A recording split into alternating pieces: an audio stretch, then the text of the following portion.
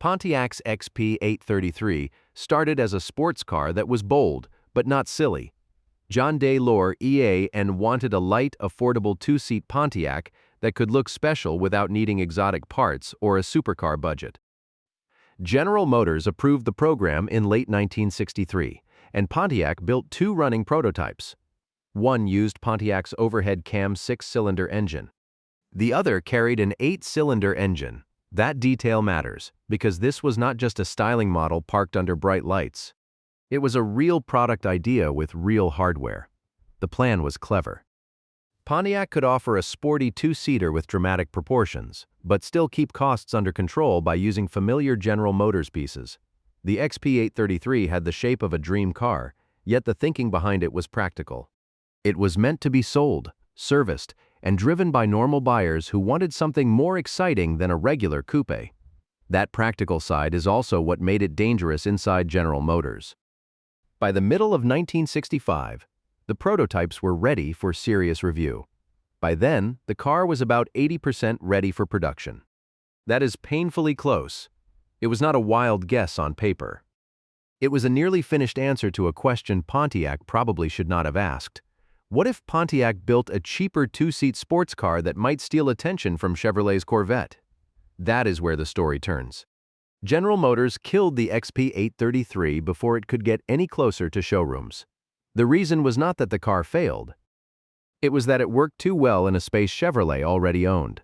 The prototypes survived instead of being destroyed, which makes the whole thing feel even stranger. You can still look at them and see the showroom car that almost happened. Pontiac had a weapon in its hands, and the company put it away before anyone outside the building could use it.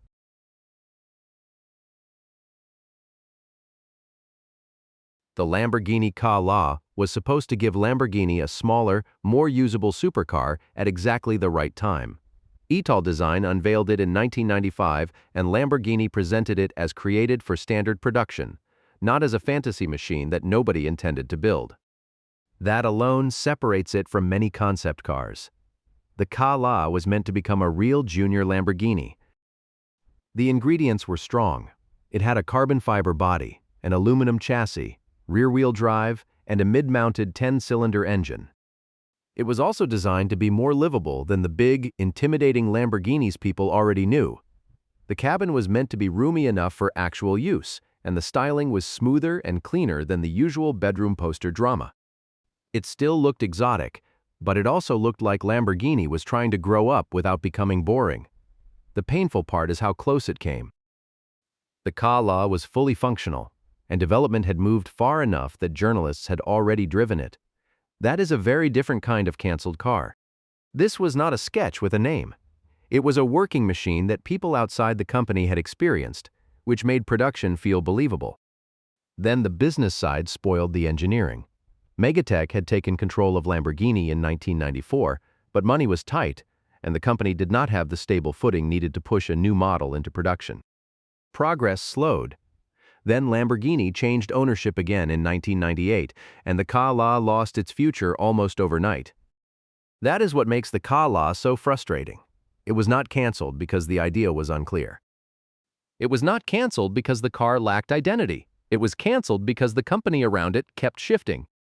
Lamborghini eventually got its smaller 10-cylinder supercar with the Gallardo, but the Cala was the earlier road not taken. It was a finished-looking answer trapped inside an unstable company.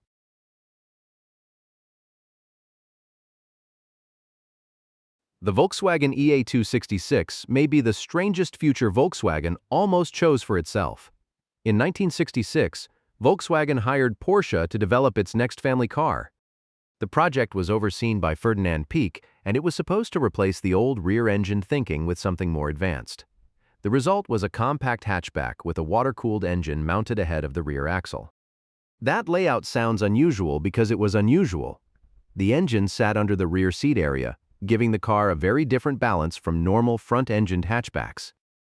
The goal was ambitious: make a car that was compact, roomy, sporty, comfortable, and safe all at once. Volkswagen was not just experimenting for fun. By 1969, EA266 had been signed off for production. Porsche had built around 50 prototypes. Tooling had been ordered. Promotional photos had already been taken. That is not a casual project. That is a company preparing to make a major move. Then the problems became too large to ignore. The prototypes were hot and noisy inside. Fumes could enter the cabin. The handling could become difficult in wet conditions. Routine service was awkward because of the engine location, and the car was expensive to produce. A clever layout on a drawing board had become a difficult product in the real world. When Rudolf Leiding took over Volkswagen in October 1971, he killed EA266 within 2 weeks. That is a brutal ending for a project with so much money, testing, and planning behind it. Most prototypes were crushed under a Leopard tank, which feels almost too dramatic, but it matches the size of the reversal. EA266 was not just cancelled. It was erased as quickly as possible. Volkswagen then moved toward a front-engined, front-wheel drive future instead. The Golf became the car everyone remembers. EA266 became the ghost version of Volkswagen's future, a family car that almost made it to the road before the company realized it was too strange to live with.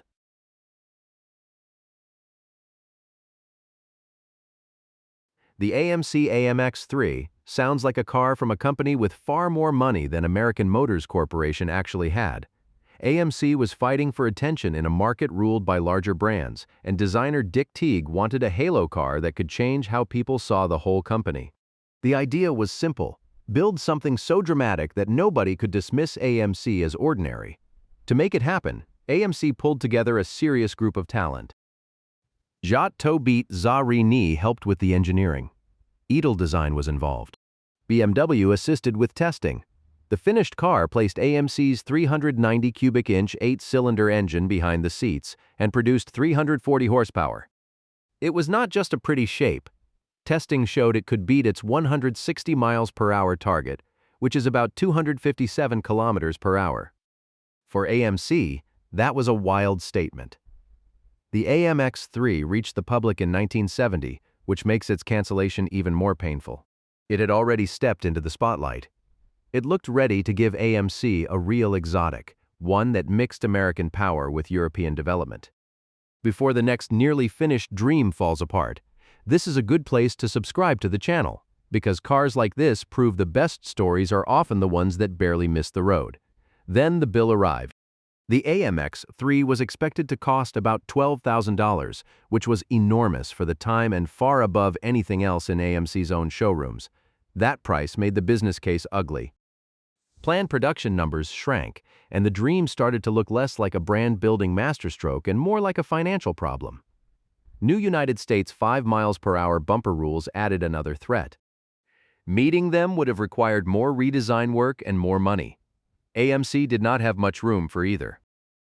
In the end, 5 cars were completed before cancellation, and a 6th was later assembled from remaining parts. The AMX3 was fast enough, serious enough, and beautiful enough. Its failure was not imagination. Its failure was scale. AMC reached for an exotic, but the company's budget pulled its hand back at the last moment.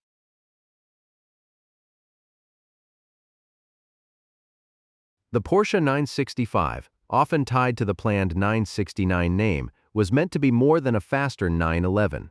It was supposed to be Porsche's next great technology leap. The project got the green light in 1984 alongside the 964 generation, and the plan was extremely ambitious. Porsche wanted a new flagship turbo car with all-wheel drive, air suspension, and a projected top speed above 185 miles per hour, or about 298 kilometers per hour. That already sounds expensive, but the engine plans made the challenge even bigger. Porsche explored advanced ideas, including water cooling mixed with familiar Porsche thinking. The goal was to create a turbo car that moved the 911 formula into a new era. On paper, it sounded like the future arriving early. In development, that future became difficult. The engine was overheating and missing its power target. Porsche's finances were also getting weaker, which meant every technical problem looked more serious than it might have during a healthier period. The 965 was not failing because the engineers were lazy. It was failing because Porsche had aimed at a very complicated car during a very unforgiving business moment. By the end of 1988, new development chief Ulrich Betz decided the project did not have a clear path to profit. The 965 was canceled. 16 prototypes were sent to the scrapyard, with only one engineering car surviving. Years later, Porsche showed that surviving 8-cylinder prototype in a museum exhibition, revealing how far the company had gone while trying to solve the problem. Instead of the radical flagship Porsche had imagined, buyers received a more cautious turbo model using older hardware. That makes the 965 story especially sharp. Porsche did not cancel it because the idea was boring. Porsche canceled it because the idea was too expensive, too complicated, and too late to fix before the market punished the company harder.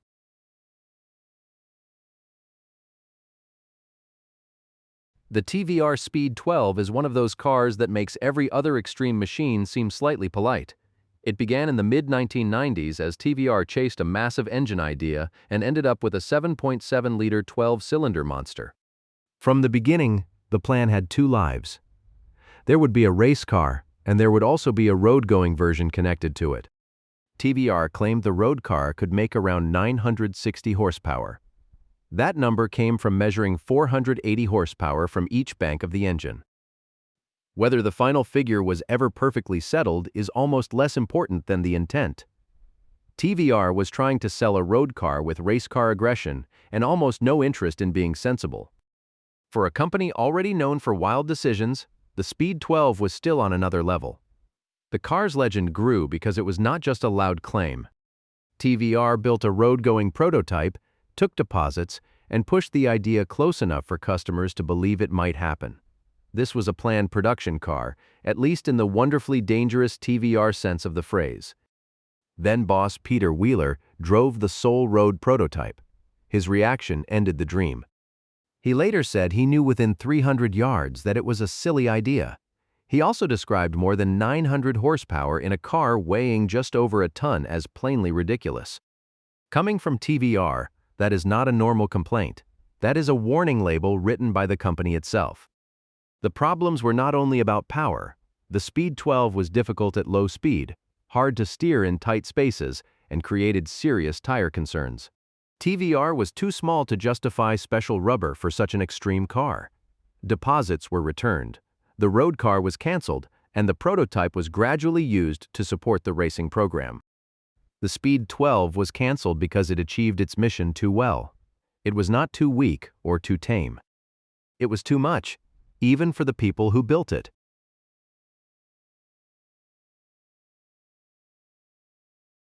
The Alfa Romeo 164 Pro car looked like a sensible sedan only if you stood far away and asked no questions. Under the skin, it was closer to a single-seater racing car wearing office clothes. Alfa Romeo built it for a proposed Pro Car Championship where cars would resemble normal production sedans but hide serious racing technology underneath. Alfa followed that idea with almost comic commitment. The 164 Pro car used a carbon fiber monocoque, race-style suspension, and a mid-mounted 3.5-liter 10-cylinder engine. The tub was built by the Brabham Formula One team, and output was around 620 horsepower. From the outside, it still carried the shape of a 164 sedan. Underneath, it had almost nothing to do with a normal family car.